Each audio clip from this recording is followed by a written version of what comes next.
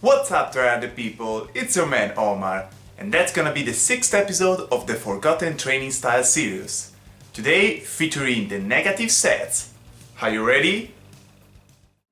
Always do it on my own, so I gotta get through it. And the only thing I know is to love what I'm doing. Never give up, never slow, till I finally prove it. Never listen to the no's, I just wanna keep moving. Keep my head up when I act. Let's start by explaining what this method is all about.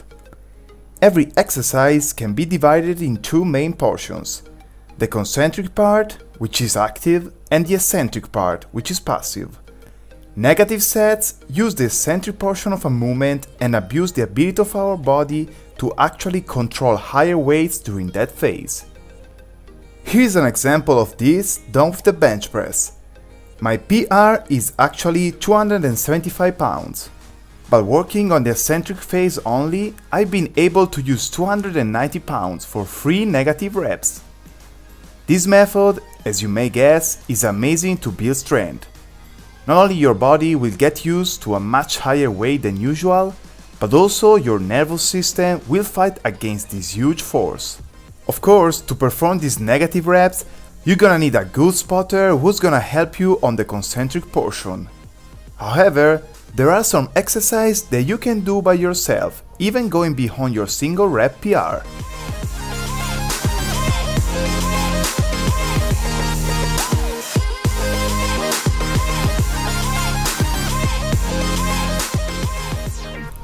On pull-ups, you can easily get this done using a box or bench as a tool to get on top of the movement.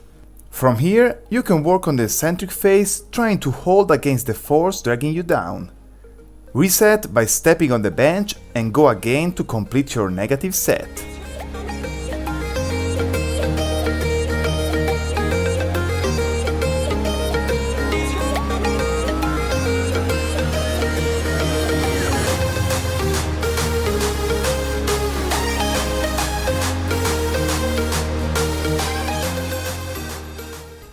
Dips are another great example.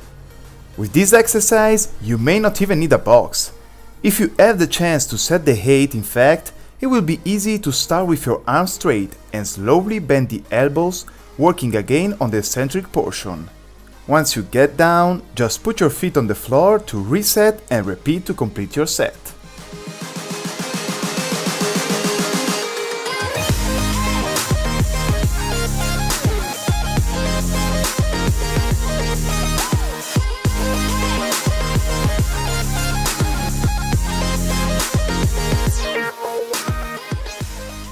When performing negative sets, you need to keep in mind few things.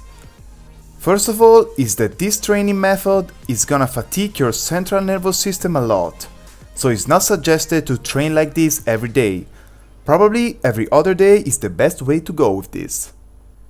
The second important thing is to choose your working weight wisely. This method gives best results when done with something anywhere from 105 to 110% of your PR. This means that if you're doing this and you still can't perform the concentric phase, you're probably not using enough weight. With the right weight, you should be able to perform 3 to 5 negative reps for 3 or 4 sets.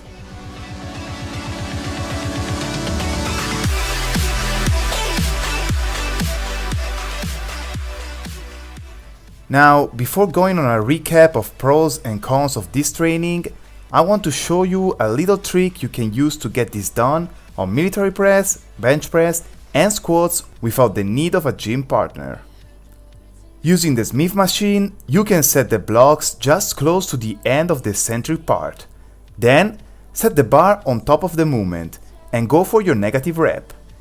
As soon as you get to the blocks, you need to take off a plate, push the bar back to the top, get the plate back, and repeat for the usual 3 to 5 reps.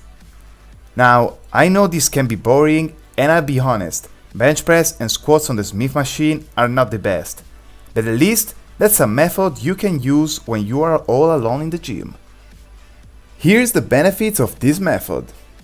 He will let you use a much higher weight than what you ever used. This will cause your nervous system to adapt, leading to huge and kinda quick strength gains.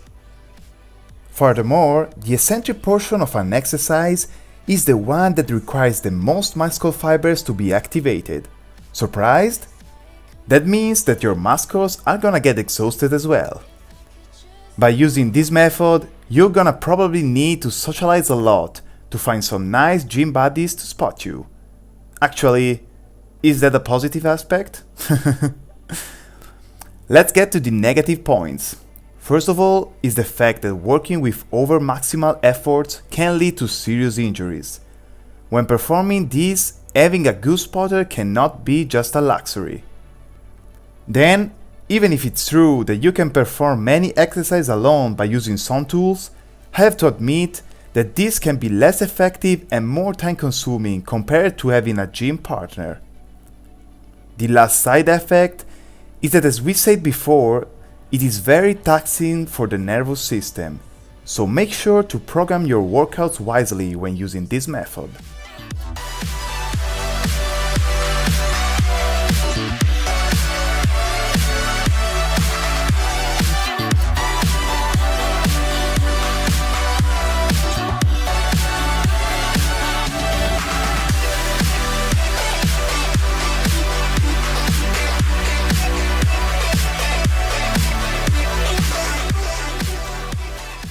Alright friends, that's it for this episode. I think we're getting close to the end of this series, but if you have any forgotten training style you want me to spotlight, make sure to let me know with a comment. I'll catch you very soon. See... Oh, wait a second. Right, don't forget to drop a like and subscribe. Yo!